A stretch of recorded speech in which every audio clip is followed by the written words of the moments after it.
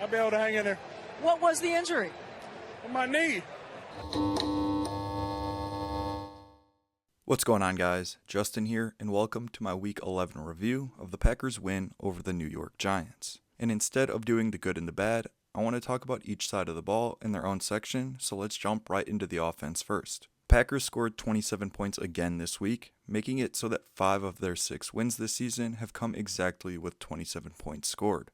They are also 6-0-1 when scoring 27 or more points. Jordan Love's stats may not show it, but he played really well on Sunday too. He was 13 of 24 for 174 yards and 2 touchdowns, but it should have been a lot more. He was heavily impacted by drops. I don't know what the exact count was, but I can think of at least 5 or 6 off the top of my head right now. Especially for a team that was amongst the leaders in drops last season, this absolutely needs to be fixed. On the bright side, a game with this many drops feels like an outlier so far this season. I need to give Matt LaFleur some credit too. As much as I criticize him, it is only fair to give him some credit when things go well.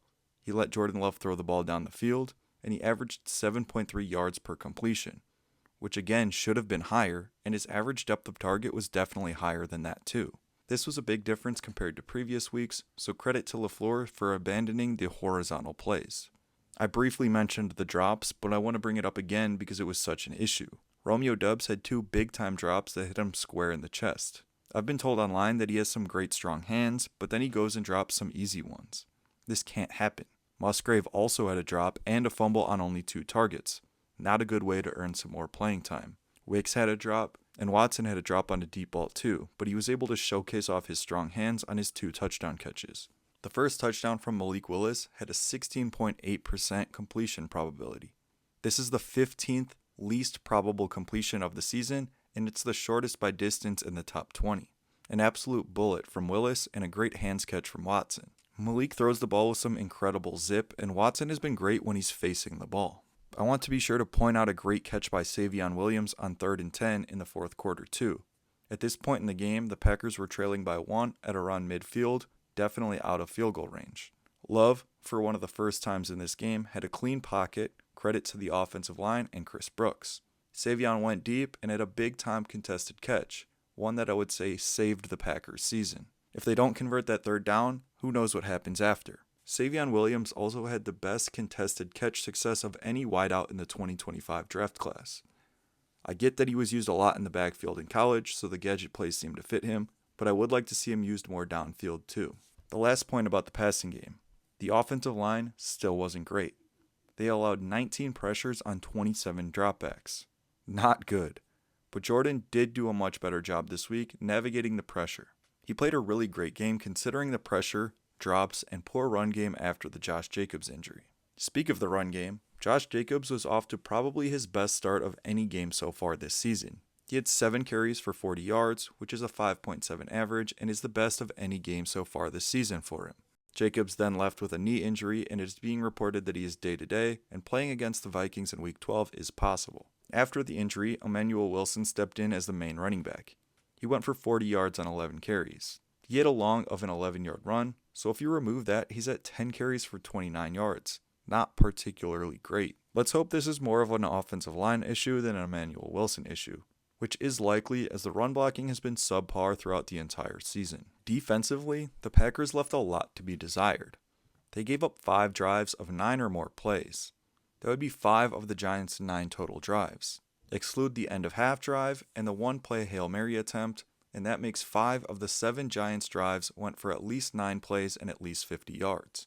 This is so frustrating to watch. I've mentioned it before, but I would like a philosophical change on defense. Please apply pressure, play man coverage, blitz, do something else.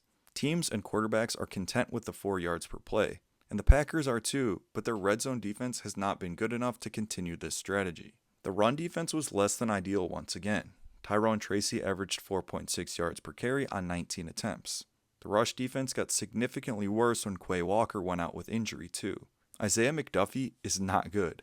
I said it in the offseason that I would much rather have preferred Eric Wilson than McDuffie, and their individual play so far this season has only supported that opinion. And Tyron Hopper has to be the worst player of all time if he can't get on the field over McDuffie.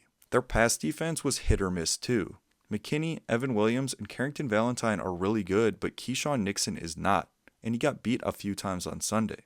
Valentine should just be the number one corner, and I know Hobbs missed the game with an injury, but he and Nixon should not be full-time players. I also want to mention that the defense dropped like 4 interceptions. Valentine dropped a couple, though the first one was a difficult play. And Bullard dropped one too, but it was because his own teammate broke up the pass. And guess who it was? Isaiah McDuffie.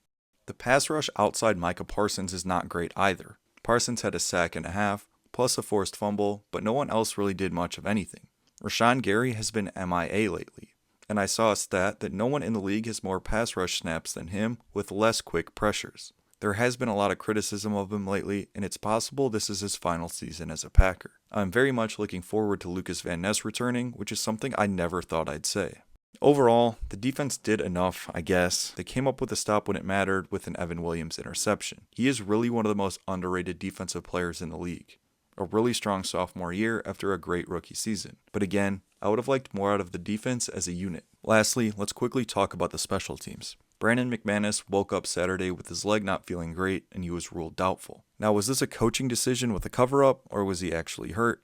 We won't really know. But in his absence, Lucas Haversick went 1 of 3 on extra points. Now, the wind was reportedly very bad in this game, but the first kick looked like he just pushed it wide right. Again, I don't know how much the wind factored into this, but the second miss started with a terrible snap and a bad hold with the laces facing in, and it resulted in a shank. That's not on Haversick. The punt return team is not getting any better either. I saw one of the most impossible stats of all time. Of the 45 players with at least 3 or more punt returns this season, the Packers have the 43rd, 44th, and 45th ranked players in yards per attempt. Not only do they have 1 bad punt returner, they have 3. This just seems impossible to be this bad. They let Mecole Hardman walk, and as a result, they are the far and away the worst punt returning team in the NFL. As far as I can remember, the Packers have been bad at this. Remember when they signed Tyler Ervin a few years ago, and he had like a 15-yard return, and it was as if the Packers won the Super Bowl. I gave LaFleur props earlier for his play calling, and I also have to mention he won a challenge. This is so wild because I didn't even think it should have been challenged in the first place. First, I thought it was a catch, but I guess you really never know in this league. And second, he gambled a timeout to save like 3 yards. Sure, it worked, but I don't love the thought process there. But hey, he won a challenge. A win is a win in the NFL, especially on the road, but I would have liked a better performance against a backup quarterback, although not a terrible one, an interim head coach, and a team missing their number 1 wide receiver and number 1 running back. The Packers are kind of just boring to watch, with each game feeling the exact same. Each team just takes their 4-yard gains, and that's about it. Now, if they won the Super Bowl doing this, I wouldn't be mad, but it just doesn't feel like a Super Bowl caliber team right now. But let's not end on a bad note. The Packers get the Vikings at home next week, and J.J. McCarthy looks horrible. He's thrown an interception in every game this year, and he is coming off back-to-back games with 2 picks. Hopefully the Packers defense is able to eat against him and set the team up well for a big-time matchup in Detroit on Thanksgiving.